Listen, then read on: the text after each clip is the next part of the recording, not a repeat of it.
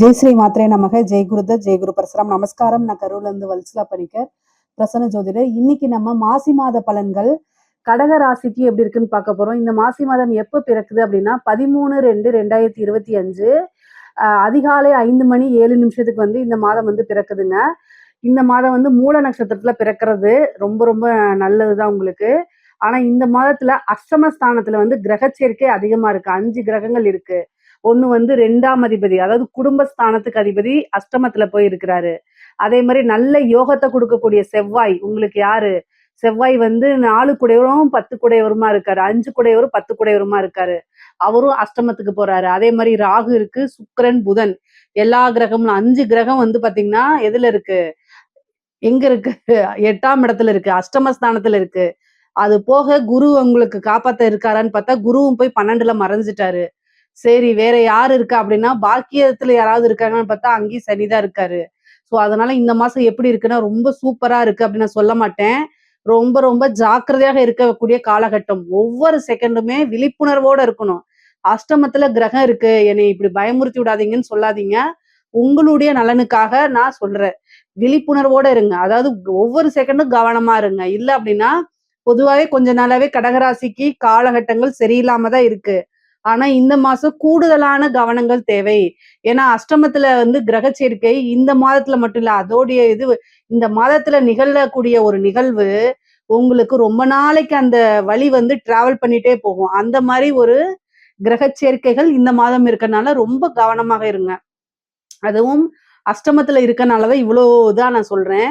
ஆனா இதே இப்படியே இருக்கு, எனக்கு இந்த மாசம் ஃபுல்லா கஷ்டமாவே இருக்குமானா இருக்காது. ஒவ்வொரு செகண்டும் மாறிக்கிட்டே தான் இருக்கும் உங்களுக்கு. ஏன்னா ஒவ்வொரு நாளைக்கும் ஒவ்வொரு நட்சத்திர பாதங்கள்ல போகும்போது கிரக நிலைகள் மாறும்போது உங்களுக்கு நல்ல அமைப்புகளும் இருக்கு. ஆனா எல்லா விஷயங்களையும் கவனமா, ஒரு கையெழுத்து போடுறீங்களா கவனமா இருங்க. ஒரு விஷயத்த ஸ்டார்ட் பண்றீங்களா கவனமாக இருங்க. வண்டி வாகனம் போறீங்களா, மைண்ட் சரியில்லை அப்படின்னா வண்டி வாகனங்கள்ல போகாதீங்க, நடந்து போங்க. அப்படி இல்லை அப்படின்னா ஆட்டோ பிடிச்சு போங்க, பஸ்ல ஏறி போங்க, ட்ரெயின்ல ஏறி போடுங்க, அப்படி போங்க. மைண்டு சரியில்லாத போது செல்ஃபா நீங்க டிரைவ் பண்றீங்க, கார் டிரைவ் பண்றீங்க, பைக் டிரைவ் பண்றீங்க அப்படின்னா உங்களை மட்டும் கிடையாது, உங்களுக்கு வரக்கூடிய ஆப்போசிட்ல இருக்கவங்களுக்கும் அது பாதிப்பு ஏற்படுத்தும். ஸோ அதனால எல்லா விஷயங்களும் கவனத்தோட செயல்படுங்க. கடகராசிக்காரங்கனாலே ரொம்ப வந்து பர்ஃபெக்டான பீப்புள்ஸ். பர்ஃபெக்ட் அப்படிங்கிறத காட்டிலும் வந்து தன்னால மத்தவங்க பாதிக்க கூடாது அப்படின்னு நினைக்கக்கூடிய இந்த ராசிகள்ல வந்து தலையாய ராசி கடகராசி தான். நம்மளுடைய பாதிப்பு நம்ம கூட மட்டும்தான் இருக்கணும், மத்தவங்களுக்கு அது போயிடக்கூடாதுன்னு நினைப்பீங்க. நிறைய ஹெல்பிங் டெண்டன்சி இருக்கும். ஆனா இந்த மாதம் வந்து ரொம்ப கவனமா இருக்கணும். யாருக்காவது உதவி பண்றதுனாலும் யோசிக்கணும். முடிஞ்ச அளவுக்கு உதவியே பண்ணாதீங்கன்னு தான் நான் இப்படி சொல்லக்கூடாது. பட் ஆனா கால சூழ்நிலைகள் சரியில்லாத போது எல்லா விஷயங்களையும் கவனமா இருக்கிறது நல்லது. சரிங்க. தொழில் ரீதியா எப்படி இருக்குங்க அப்படின்னா, தொழிலுக்காக கடன் வாங்கியிருக்கீங்க அப்படின்னா, கடன் ரீதியா பிரஷர் இருக்கும். தேவையில்லாத பேச்சுக்கள வாங்குற மாரி இருக்கும். அது மன கஷ்டங்கள, சங்கடங்கள ஏற்படுத்தும். ஒரு சிலருக்கு வந்து பார்த்தீங்கன்னா, தொழில் வந்து இந்த மாதம் நீங்க எதிர்பார்த்த ரிசல்ட் கிடைக்காது. ஒரு பக்கம் ஆர்டர் வரும்னு சொல்லியிருப்பாங்க. ஆனா அது கிடைக்காம போயிருக்கும். ஒரு விஷயத்த எதிர்பார்த்துட்டு இருப்பீங்க. அது கிடைக்காம போறதுக்கு வாய்ப்புகள் இருக்கு. ஆனா திடீர்னு ஒரு அதிர்ஷ்டமும் இருக்கு. அஷ்டமம்ங்கிறது வந்து பார்த்தீங்கன்னா, திடீர் ஒரு அதிர்ஷ்டமும் இருக்கு. எதிர்பார்க்காத நேரத்துல எதிர்பார்க்கக்கூடிய விஷயங்களும் கிடைக்கும். சரிங்களா? நீங்க எதிர்பார்த்திருக்கவே மாட்டீங்க. ஒரு விஷயத்த எதிர்பார்த்துட்டு விட்டுட்டு இது கிடைக்காதுன்னு நினைச்சிருப்பீங்க. அந்த எதிர்பார்ப்பு திடீர்னு உங்களுக்கு கிடைச்சிரும். அஷ்டமம் வந்து திடீர்னு ஒரு ராஜயோக அமைப்பையும் செஞ்சிரும். அதுதான். ஏன்னா 2ஆம் இடத்த கிரகங்கள் பாக்குது. கட்டாயம் பண வரவுங்கிறது உண்டு. நீங்க நினைக்கக்கூடிய நேரங்கள்ல பணம் ஏதாவது ஒரு சூழ்நிலைகள்ல இருந்து உங்களுக்கு கட்டாயம் வந்துரும். அதுல நீங்க கவலையே பட வேண்டாம். ஆனா ஒரே ஒரு விஷயம், எல்லா இதுக்குமே வந்து தெய்வ வழிபாடு பண்ணிக்கங்க. இறை வழிபாடு ரொம்ப ரொம்ப முக்கியமானது. ஸோ அதனால தெய்வ வழிபாடு பண்ணிக்கங்க. பொருளாதார வாழ்க்கை அப்படிங்கிறது உங்களுக்கு ஸ்டாண்டர்டா தான் போகும். ஏற்ற இறக்கங்கள் இருந்தாலும் ரொம்ப கஷ்டம், பணத்துக்காக கஷ்டம் அப்படின்னு படமாட்டீங்க. அதனால கவலைகள வேண்டாம். வண்டி வாகனங்கள்ல போகும்போது ஜாக்கிரதையா இருங்க. உத்தியோகத்துக்காக அலைச்சல்கள் இருக்கும் உங்களுக்கு. நீங்க எதிர்பார்த்த ப்ரமோஷன்ஸ் வராது. ஏதாவது ஒரு தடை இருக்கும். நீங்க ஏதாவது ஒரு லட்சியம் எழுதி குடுத்திருப்பீங்க. ஆனா அது ஸ்லோ மூவ்மெண்ட்டா போயிட்டுருக்கும். எதிர்பார்த்துட்டு இருப்பீங்க. உங்களுக்கு மேனேஜ்மெண்ட் கிட்ட சொல்லிட்டு இருப்பீங்க, எனக்கு சேலரி இன்கிரிமெண்ட் வேணும்னு. அதெல்லாம் இப்ப உங்களுக்கு கிடைக்காது. அடுத்த மாசம் பார்க்கலான்னு சொல்லுவாங்க. ஆனா இந்த மாசத்த வந்து நீங்க ஆர்கியூ பண்ணாதீங்க. சரிங்கன்னு பொறுமையா வாங்க. ஆனா திடீர்னு எதிர்பார்க்காத சூழ்நிலை டபுள் இன்கிரிமென்ட்டா கூட உங்களுக்கு வந்துரும். ஆனா ஒரு தடவ கேட்டுட்டு இந்த மாசம் ஆர்கியூமென்ட்ட தவிர்த்துருங்க. முக்கியமா மத்தவங்கள வந்து இரிட்டேட் பண்ணாதீங்க. உங்கள இரிட்டேட் பண்றதுக்குன்னு ஒருத்தவங்க வருவாங்க. அவங்க கிட்ட நீங்க என்ன செஞ்சிரணும், எஸ்கேப் ஆயி போயிரணும். எங்கேயாவது போயிருங்க. ஆனா அவங்க மூஞ்சிலே முழிக்காத மாரி போங்க. உங்க மனச கஷ்டப்படுத்துறதுக்குன்னு சில பேர் வருவாங்க. காலமும் சூழ்நிலையும் சரியில்லைன்னு வச்சுக்கோங்களேன், எங்கேயாவது யமதர்மராஜா நம்மளை அவங்களுடைய தூதர்கள நம்மளை அனுப்ப வச்சு கொலையா கொன்றுவாரு. அந்த மாதிரி அமைப்புகள்லாம் வந்துரும். பட் ஆனா என்னன்னா, இதுக்கு தான் தெய்வ வழிபாடு வேணும். இந்த தெய்வ வழிபாடு இருக்கும்போது, அவங்க அவங்களுடைய டியூட்டிய செய்வாங்க.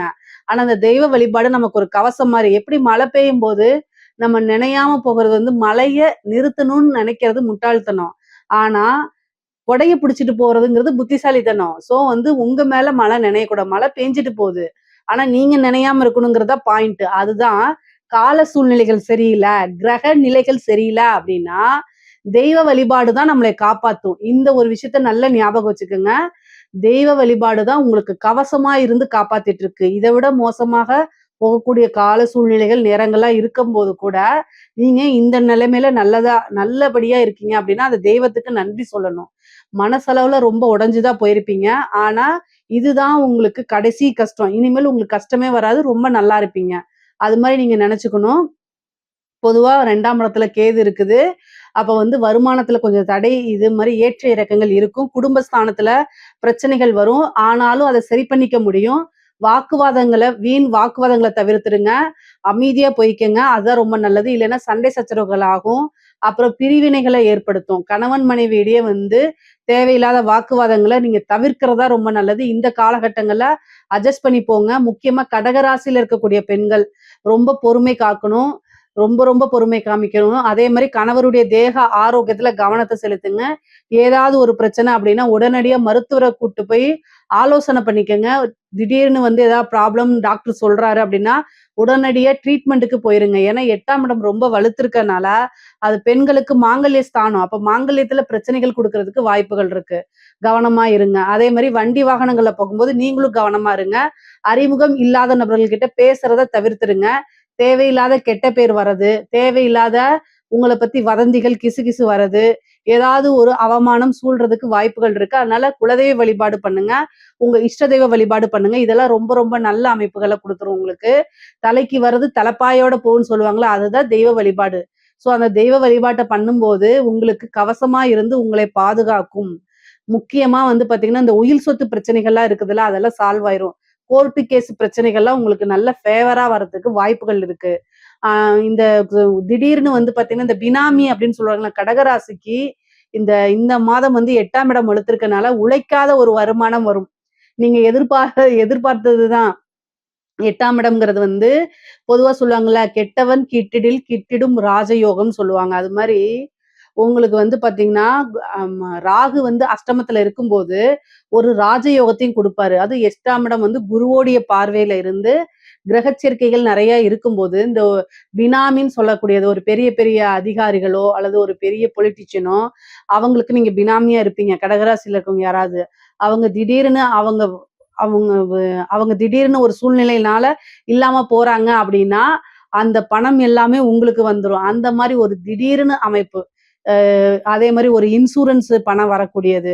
உயில் சொத்துக்கள். ஆனா இதா இருக்கிறாங்கல்ல, வாரிசுகள் இல்லாத ஒரு சொத்துக்கள்லாம் திடீர்னு உங்களுக்கு வந்துரும். அதே மாரி உயில் சொத்துக்கள் ஏதாவது கேஸ் போட்டிருக்கீங்க அப்படின்னாலும், அந்த கேஸ் எல்லாம் உங்களுக்கு ஃபேவரா மாறுறது. அதே மாரி உங்க மேல யாராவது கேஸ் போட்டிருப்பாங்க. அதெல்லாம் கிளியர் பண்றது. பஞ்சாயத்து பேசி அத சால்வ் பண்ணி சமாதானமா போறது. இந்த மாரி அமைப்புகள்லாம் இந்த மாதம் உங்களுக்கு உண்டு. குரு வந்து 6ஆம் இடத்த பார்க்குறாரு. கடன் ரீதியா பிரச்சனைகள் இருந்தாலும், அந்த கடன அடைக்கிறதுக்கு ஒரு டைம் லைனோ, ஒரு தீர்வோ ஏதாவது ஒரு சோர்ஸ் கட்டாயம் உங்களுக்கு உருவாகிரும். பொதுவாவே கடக ராசிக்கு வந்து அலைச்சல்கள் இந்த மாதம் நெறையாக இருக்கும். அதே மாரி மன உளைச்சலும் இருக்கும். ஆனா அது 2மே நிரந்தரம் கிடையாது. எல்லாமே நல்ல விஷயங்களா கட்டாயம் உங்களுக்கு மாறிரும். இந்த மாத இறுதியில நல்ல விஷயங்கள் நெறைய உங்களுக்கு நடக்க ஆரம்பிச்சுரும். அமைப்புகள் வந்து நல்லா இருக்கு. அதே மாரி புது மாற்றம் ஒன்று இருக்கு. தாயார் வழி சொத்துக்கள் வந்தே தீரும். தாயார் வழி சொத்துக்கள், ஆதரவுகள் இதெல்லாம் வரும். இவ்வளோ நாளா ஆதரவுகள் இல்லனாலும், இப்ப ஆதரவுகள் கிடைக்கும். நீண்ட நாளா இழுத்துட்டு இருந்த ஒரு விஷயம் உங்களுக்கு ஃபேவரா மாறுறதுக்கு உண்டான அமைப்புகள் இருக்கு. படிக்கக்கூடிய குழந்தைகளுக்கு படிப்புல ஆர்வம் வராது. வேற பக்கம் கான்சன்ட்ரேட் போகும்.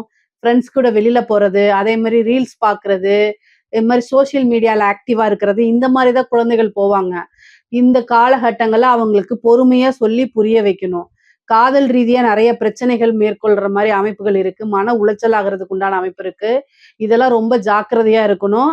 அமைப்புகள் நல்லா இல்லாத போது பெற்றோர்கள் உறுதுணையா இருக்கணும். மேலும் அவங்கள கஷ்டப்படுத்தி பேசக்கூடாது.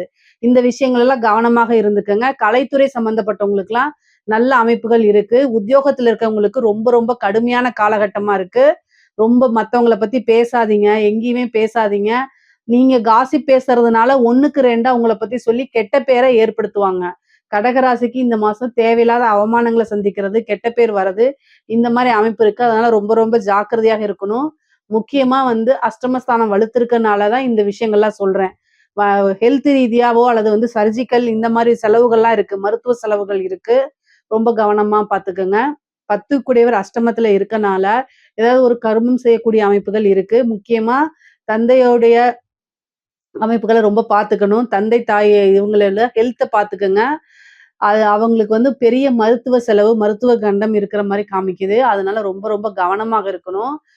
அரசாங்க அதிகாரிக்கு ரொம்ப ரொம்ப கவனமா தான் இருக்கணும். லஞ்ச லாவணியங்கள்ல ஈடுபடாதீங்க.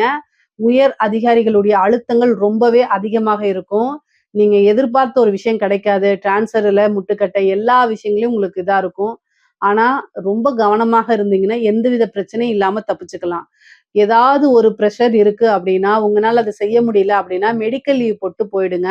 இல்ல அப்படின்னா, நீங்க அந்த விஷயத்த உயர் அதிகாரிகளுடைய அழுத்தத்தினால அந்த விஷயத்த செய்யும் பட்சத்தில், நீங்க பனிஷ்மென்ட்க்கு ஆளாவீங்க. அவங்க எஸ்கேப் ஆயிடுவாங்க. அதனால இந்த விஷயத்த யோசிச்சு செய்யுங்க. ஒவ்வொரு விஷயமுமே யோசிச்சு செய்யுங்க. இது நமக்கு ரிட்டர்ன் ஆர்டரா அப்படின்னு ரிட்டர்ன் ஆர்டர் இல்லாம எந்த ஒரு விஷயத்தையும் செய்யாதீங்க. ஓரல் இன்ஸ்ட்ரக்ஷன்ஸ்ல வந்து செஞ்சீங்க அப்படின்னா, கட்டாயம் நீங்க மாட்டிக்குவீங்க. அரசாங்க அதிகாரிகள், உயர் அதிகாரிகள் எல்லாருமே கவனமாக இருக்கணும். அதே மாரி கலைத்துறையில இருக்கவங்களுக்கு நெறைய நெகட்டிவ் ஃப்ரேம் வரதுக்கு உண்டான அமைப்புகள் இருக்கு. கவனமாக இல்ல அப்படின்னா, கட்டாயம் பிரச்சனைகள் தான் மேற்கொள்வீங்க. அதே மாரி உங்கள பத்தி தப்பு தப்பா வர்றது, உங்கள பத்தி தேவையில்லாத வீடியோஸ் வர்றது, இதனால நெகட்டிவா வந்து உங்கள பத்தி எல்லா பக்கமும் பரவுறது, இந்த மாரி விஷயங்கள்லாம் வரும்.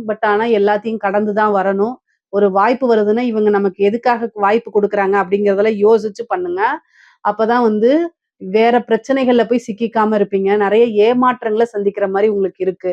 அரசியல்வாதிகளுக்கு சொல்லவே வேண்டாம். கடகராசியில இருக்கக்கூடிய அரசியல்வாதிகள் கால சூழ்நிலைகள் சரியில்ல. கட்டாயம் பரிகாரம் தான் பண்ணிக்கணும். இந்த ஒவ்வொரு மூவ்மெண்ட்டுமே நீங்க யோசிக்காம எடுத்தீங்க அப்படின்னா, உங்களுக்கு கட்டாயம் தோல்விய தான் சந்திப்பீங்க. ஒரு எலக்ஷன் வருது அப்படின்னா, அந்த எலக்ஷன்ல வந்து வெற்றி பெறதுக்கு என்ன முயற்சிலாம் நீங்க எடுக்கணும்னோ எடுப்பீங்க. ஆனா, அதெல்லாம் நல்ல ரிசல்ட்டா உங்களுக்கு குடுக்காது. அத்தனையும் தோல்வியில போய் முடிஞ்சிரும். முக்கியமா வந்து பாத்தீங்கன்னா, மன விரக்தி ஆயிருவீங்க. இத எப்படி கையாளணுங்கிறதே தெரியாத மாரி ஆயிரும். நீங்க எடுக்கக்கூடிய ஒவ்வொரு இதும் ஹார்ட் ஒர்க் போடுவீங்க. எல்லாமே போடுவீங்க. ஆனா நெகட்டிவா செட் ஆயிரும். ஏன்னா நெகட்டிவ் அப்படிங்கக்கூடிய அந்த ஸ்தானம் வலுத்திருக்கு. அதனால கட்டாயம் பரிகாரம் பண்ணிக்கங்க. தெய்வ வழிபாடு பண்ணிக்கங்க. அரசியல்வாதிகளுக்கு யாருக்காவது இந்த தேவைப்பட்டுச்சு, பரிகாரங்கள் தேவைப்பட்டுச்சுன்னா தனிப்பட்ட முறையில கேளுங்க. கட்டாயம் நான் சொல்றேன். ஆனா மிகப்பெரிய லெவல்ல நெகட்டிவான வாய்ப்புகள் தான் அதிகமா இருக்கு. அதனால கவனமா இருக்கணும். பொதுவாவே கடகராசிக்கு ஒவ்வொரு விஷயங்களையும் கவனமா இருக்கணும். ஹெல்த்தா இருந்தாலும் சரி, வண்டி வாகனங்கள்ல போகும்போதா இருந்தாலும் சரி, பிசினஸா இருந்தாலும் சரி, உத்தியோகமா இருந்தாலும் சரி, இந்த மாதத்த வந்து கடந்து வரணும். குலதெய்வ வழிபாடு பண்ணுங்க. இஷ்ட தெய்வ வழிபாடு பண்ணுங்க. காளிக்கு வந்து திங்கட்கிழமை ராகு காலத்துல காளி வழிபாடு பண்ணுங்க. காலங்கள் சரியில்ல அப்படின்னா, காலத்தை வென்றவளான காளிய வழிபாடு பண்ணீங்க அப்படின்னா, எல்லா பிரச்சனைக்கும் தீர்வு கிடைச்சிரும். இதுல ஏதாவது சந்தேகங்கள் இருக்கு அப்படின்னா, கமெண்ட்ஸ்ல கேளுங்க. கட்டாயம் நான் ஆன்சர் பண்றேன். நம்மளுடைய சேனலை லைக் பண்ணுங்க, ஷேர் பண்ணுங்க, சப்ஸ்கிரைப் பண்ணுங்க. நன்றி, வணக்கம். கடவுள் அருள் டிவியை பார்த்தமைக்க நன்றிகள். மேலும் இது போன்ற தகவல்களை தெரிந்து கொள்ள கடவுள் அருள் டிவியை சப்ஸ்கிரைப் செய்யுங்கள். மறக்காமல் பெல் ஐக்கானை கிளிக் செய்யுங்கள்.